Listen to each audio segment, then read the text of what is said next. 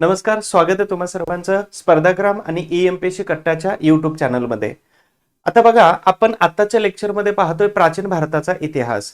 आता प्राचीन भारताच्या इतिहासामधल्या काही महत्वाच्या फॅक्ट घेतोय, ज्याच्यावरती आयोगाने वारंवार प्रश्न विचारलेले आहेत. आता एमपीएससी म्हणजे राज्यसेवा पूर्व परीक्षा किंवा यूपीएससी पूर्व परीक्षा करत, तर ह्या दोन्ही परीक्षांचा अभ्यास करत असताना अनेक स्पर्धा परीक्षा करणाऱ्या मुलांना प्राचीन भारत आणि मध्ययुगीन भारत हा अतिशय अवघड वाटणारा घटक आहे. म्हणून आपण या युट्यूबच्या माध्यमातून प्राचीन मध्ययुगीन भारताच्या इतिहासातील परीक्षाभिमुख काही महत्त्वाचे जे फॅक्ट आहेत किंवा ज्या ऍक्टिव्हिटी आहेत, तर ते आपण वारंवार ह्या व्हिडिओच्या माध्यमातून बघणार आहोत, जेणेकरून परीक्षेपर्यंत तुम्हाला हा जो प्राचीन आणि मध्ययुगीन आहे तो सोपा वाटला पाहिजे.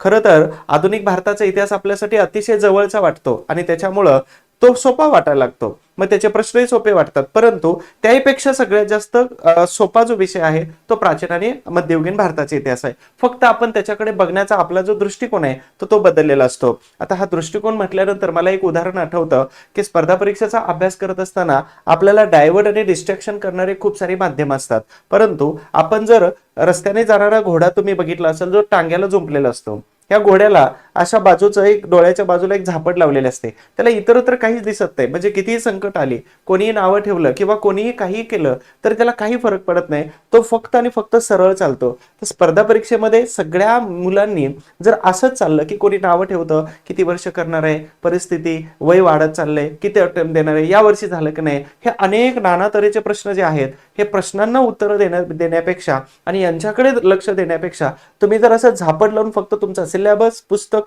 चांगले मार्गदर्शक, युट्यूबचे लेक्चर्स आणि इन्फॉर्मेशन हे जर बघितले तर 100% सांगतो की तुमचा रिझल्ट मात्र या ठिकाणी येणार आहे. आपण प्राचीन भारताचा इतिहास सुरू करतोय. प्राचीन भारताच्या इतिहासामध्ये सगळ्यात महत्वाचा की जी संख्या रेषा आहे, जशा पद्धतीने आपण प्लस आणि मायनस हे मॅथमॅटिक्स मध्ये एक संकल्पना बघतो, तशाच पद्धतीने प्राचीन भारत, मध्ययुगीन भारत आणि त्याच्यानंतर आधुनिक भारत हे जसा अनुक्रमे आपण बघत असतो, तर तशाच पद्धतीने प्राचीन भारताच्या इतिहासाचा कालखंड नावाचा जो घटक आहे किंवा जो टॉपिक आहे तो अतिशय अवघड जातो. म्हणून आपण एक कन्सेप्ट घेतोय प्राचीन भारतातल्या इतिहासातले कालखंड. आता कालखंड बघत असताना इथं फक्त लक्ष द्या की प्रागैतिहासिक कालखंड जो आहे, बघा इथं सगळ्यात महत्वाची कन्सेप्ट आहे हे प्रागैतिहासिक कालखंड. ओके, तर प्रागैतिहासिक कालखंड जसं इतिहासाची सगळ्यात पहिला प्राचीन भारताचा जो टॉपिक येतो तो इतिहासाची संदर्भ साधनं.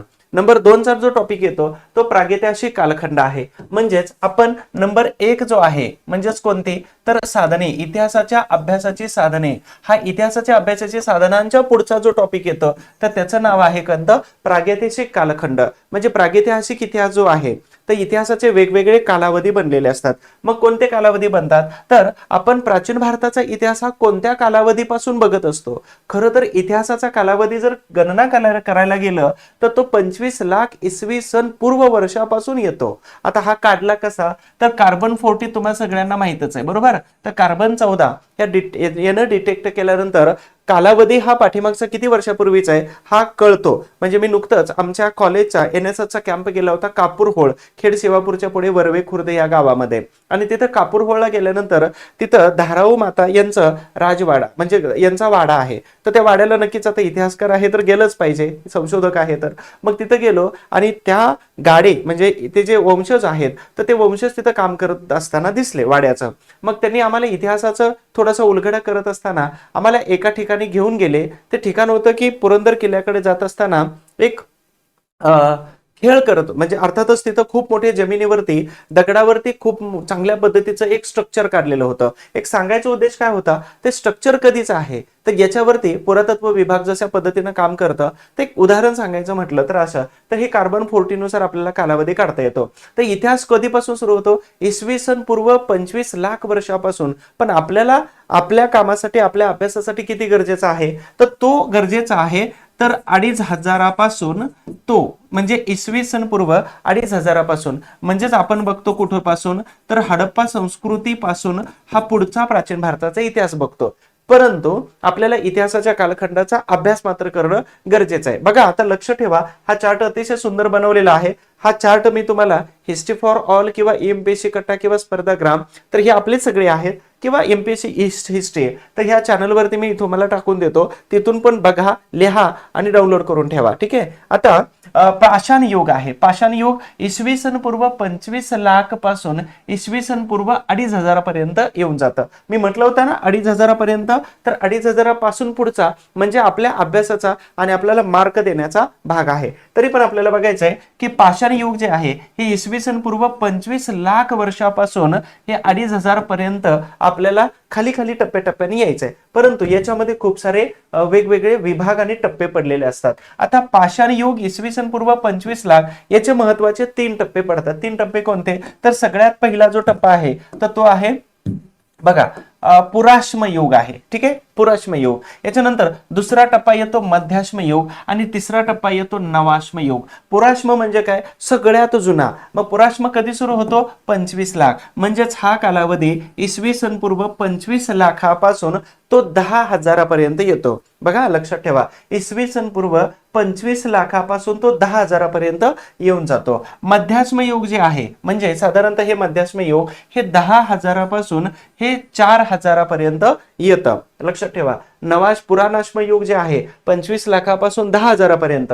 मध्य पाषाण युग जे आहे, पुराश्म म्हणजे खूप जुने दगड वापरत होते. मध्य पाषाण म्हणजे दगडाला थोडासा आकार देणं, त्याच्यामध्ये थोडंसं परिवर्तन होणं. तर अशा पद्धतीने इसवी सन पूर्व 10,000 पासून इसवी सन पूर्व 4,000 पर्यंत. आणि नवाश्म म्हणजे नवीन पद्धतीनं म्हणजे दगडाचा अणकुचीदारपणा, दगडांचे शस्त्र बनवणे.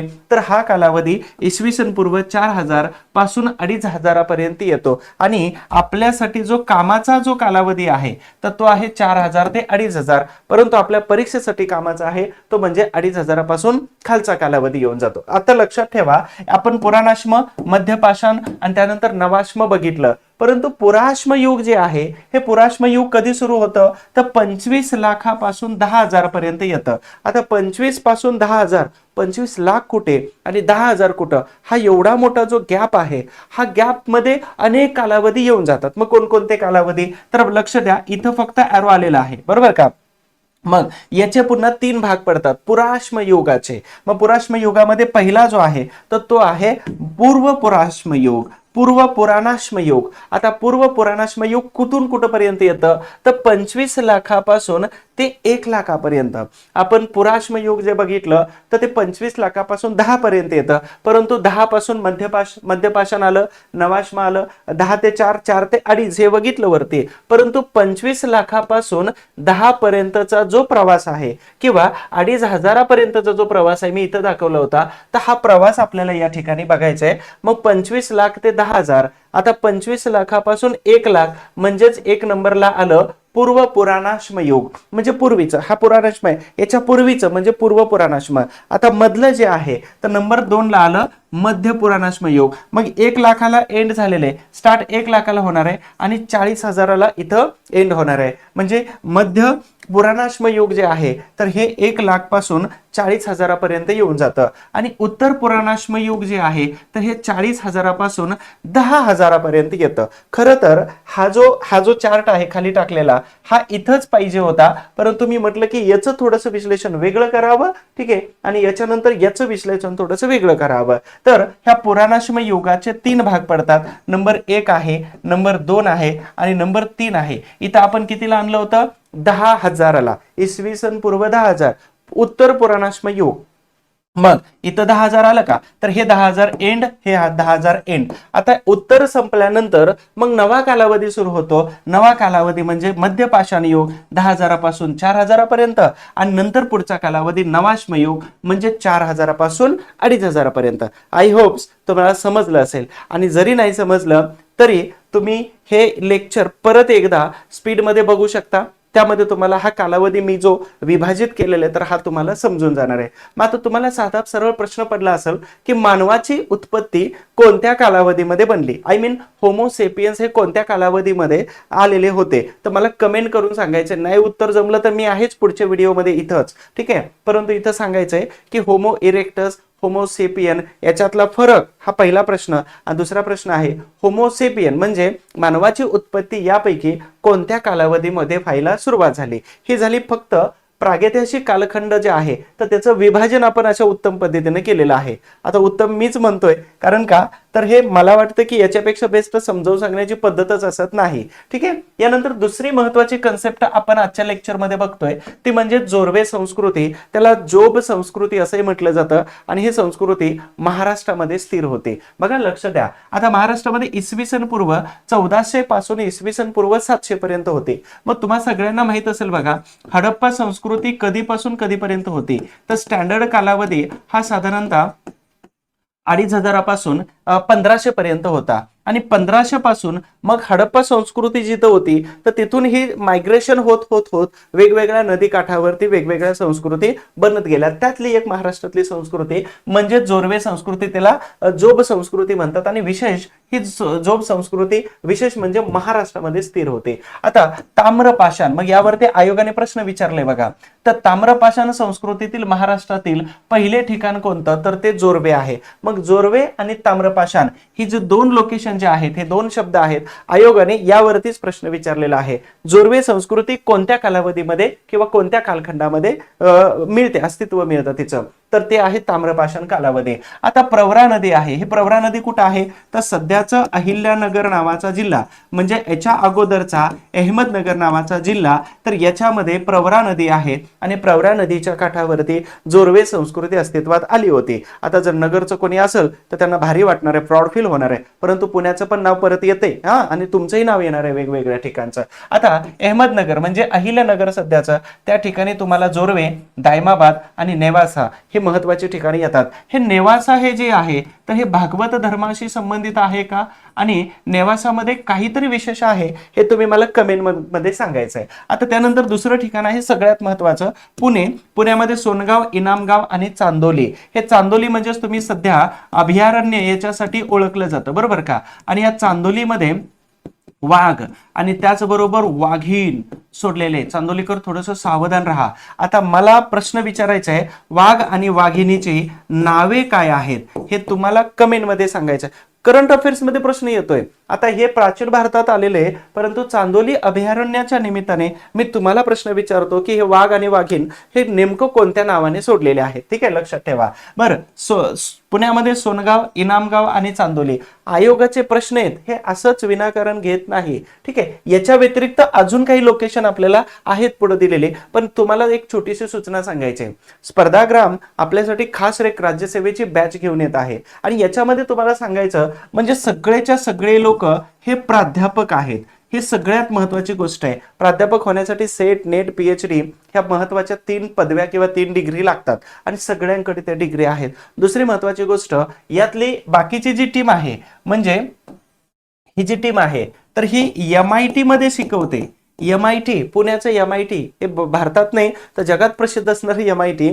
सगळ्यात महत्वाचं की ह्या सगळ्या महत्वाच्या टीमला म्हणजे आम्ही लोक जो आहोत तर ह्या सगळ्या टीमला UPSC मेन्स, प्री मेन्स आणि इंटरव्ह्यू देण्याचा खूप चांगला अनुभव आहे. म्हणून आता UPSC दिल्यानंतर MPSC आणि UPSC मध्ये राहतच काय, काहीच फरक नाही राहत आहे. आणि म्हणून अनुभवी लोकांकडून शिकल्यानंतर रिझल्टची वाट पाहावी लागणार नाही, तर रिझल्ट तुमच्यापर्यंत ऑटोमॅटिक येणार आहे. त्याच्यामुळं स्पर्धाग्राम ऍप्लिकेशन डाउनलोड करा आणि तुम्हाला जर अजून काय अधिक माहिती असेल तर या ठिकाणी मी माझाच नंबर दिलेला आहे, याच्यावरती तुम्ही चौकशी करू शकता किंवा खाली डिस्क्रिप्शन बॉक्समध्ये लिंक दिलेल्या ऍप्लिकेशनची स्पर्धाग्राम प्ले स्टोअर वरून डाउनलोड करा किंवा तुम्हाला डाउनलोड केल्यानंतर तुम्हाला बॅच आतमध्ये दिसणार आहे, परचेस करा. आम्ही तुम्हाला चांगल्या पद्धतीनं परीक्षाभिमुख त्या ठिकाणी व्हिडिओज अपलोड केलेले आहेत, हे नक्कीच तुमच्या यशापर्यंत तुम्हाला घेऊन जातील. तुम्ही घ्या आणि तुमच्या मित्रांनाही सांगा.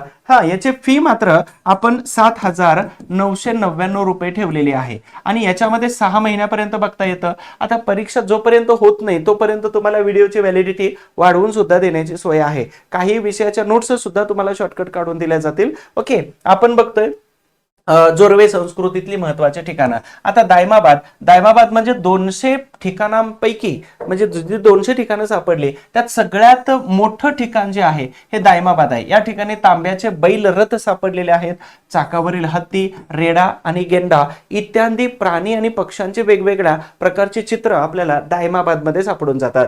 तर हे आपल्या परीक्षेच्या दृष्टिकोनातून खूप महत्वाचं ठिकाण आहे. दुसरं आहे चांदोली. आता इथं फक्त आपण बघितलं होतं की हे लोकेशन्स बघितले, नावं बघितली, बघितले की नगरमध्ये कोणतं आणि त्याचबरोबर पुण्यामध्ये कोणतं. इथं आपण काय बघतोय तर व्यवस्थित त्यांची गावं आणि त्याच्यात वैशिष्ट्य काय आहे. तर चांदोलीमध्ये गळ सापडले म्हणजे मासं पकडायचा माणूस नाही. आजकाल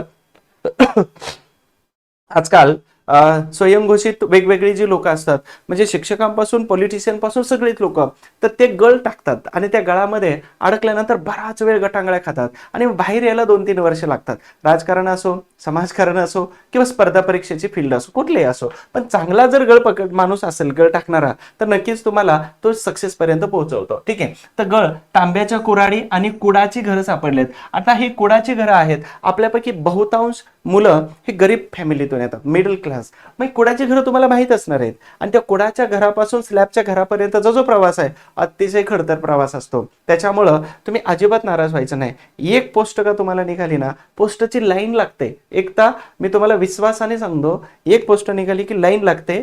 ट्रस्ट मी. म्हणून जो मार्ग तुम्ही स्वीकारलाय तो शेवटपर्यंत सोडायचा नाही. 100% हे वाक्य जेव्हा तुम्हाला निघेल ना त्यावेळी मला मी आठवणार आहे. त्यानंतर इनाम गाव आहे. इनाम गाव मध्ये गळ, तांब्याच्या कुऱ्हाडी आणि कुडाची घरं सेम सापडलेले आहे. आता इनाम गाव मध्ये अजून एक सापडलेले की डोकं नसलेली देवतेची मूर्ती सापडली. इथं देवतेची मूर्ती म्हटलेलं आहे.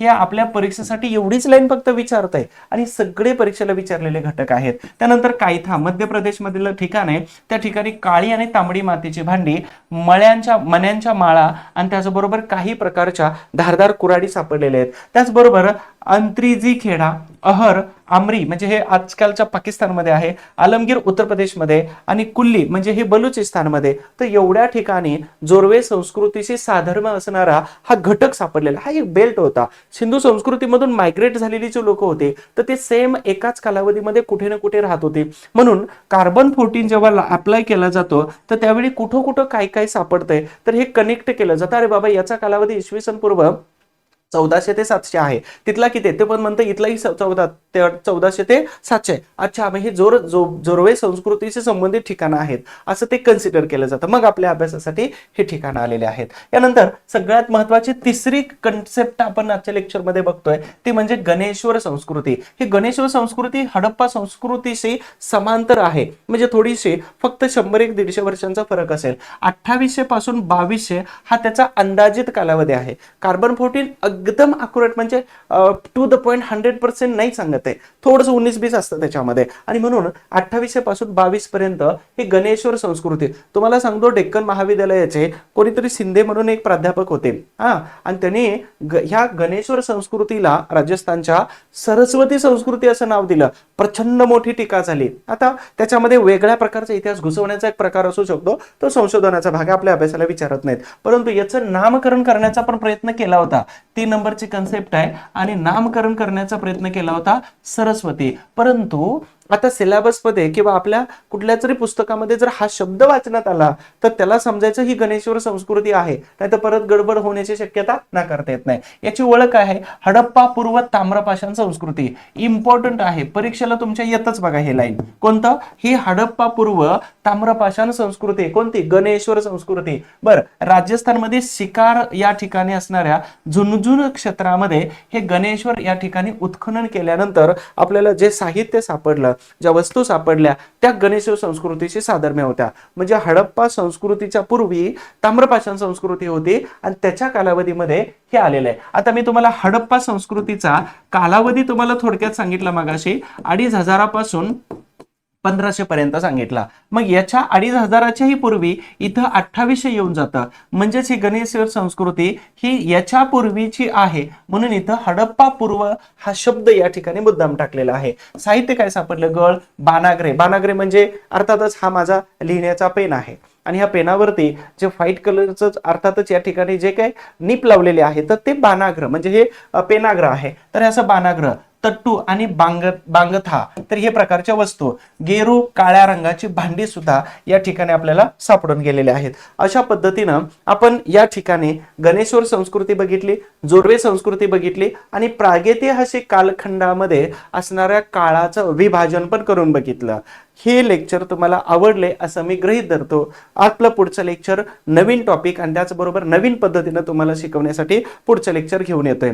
तुम्हाला आता जे महत्त्वाच्या 3 कन्सेप्ट सांगितल्या, ह्या कन्सेप्टच्या माध्यमातून आयोगाचे जेवढे प्रश्न आलेले तेवढंच आपण टॉपिक या ठिकाणी डिस्कस करतोय. म्हणजे परीक्षेपर्यंत प्राचीन मध्ययुगीन भारत जो आहे तो सोपा करणारच आहे. शेवटी आपण हळूहळू आधुनिक भारत आहे, समाजसुधारक आहे, महाराष्ट्राचा इतिहास आहे, सगळा इतिहास आपण युट्यूबवरती घेणार आहोत. परंतु त्याच्यासाठी तुम्हाला काय करावं लागेल, आपलं युट्यूब सबस्क्राईब करावं लागेल. लेक्चर कसं वाटलं हे सांगावं लागेल कमेंटमध्ये. म्हणजे असं वाटतं ना कधी कधी की ह्या लेक्चरचा फायदा हा तुम्हाला तुमच्या आयुष्यामध्ये, परीक्षेमध्ये आणि बोलण्यासाठी सुद्धा तुम्हाला झाला पाहिजे. सो आम्ही तुमच्या यशामध्ये खारीचा वाटा उचलण्यासाठी सगळी प्राध्यापक मंडळी तयार आहोत. तुम्ही मात्र तुमचे प्रयत्न कमी पडता कामा नयेत. बरोबर, भेटूया आपण पुढच्या लेक्चरमध्ये. तोपर्यंत तुम्हा सगळ्यांना तुमच्या अभ्यासासाठी, तुमच्या आरोग्यासाठी आणि तुम्हाला अधिकारी होण्यासाठी स्पर्धाग्रामच्या टीमकडून आणि विशेष माझ्याकडून खूप खूप शुभेच्छा असतील. Wish all the best. Thank you.